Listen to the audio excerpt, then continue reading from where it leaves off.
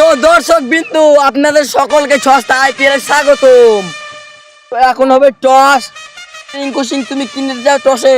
আপনার কাছে একটু সাইডে নিতে চাই। আরে নাস্তির পরে লাইভ চলছে, live. Sir sir sir sir sir বলেছে।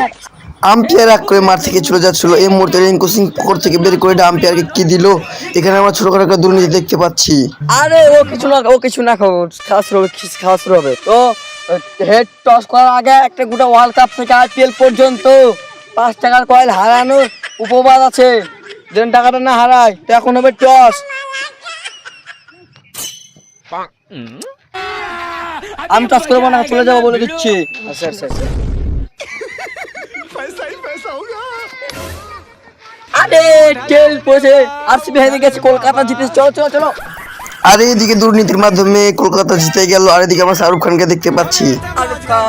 আরে শাহরুখ যে তুমি মাঠে আসবে আগে বলবো না? তুমি মাঠে না আসলেই পারতাক, বিরাট এখন ভালোই পারে না, মানে খেলতে। বলবো না, তাহলে বসি। আমরা তাহলে করি কি করি না, মানে গল্প। আর আমরা এদিকে দেখতে পাচ্ছি রাশিয়ানের বদলে গেলে আম্পায়ার কাকে এনেছে। আইপিএল কোম্পানির টাকার অভাব পড়ে গেছে নাকি? এগুলা কাদের এনেছে?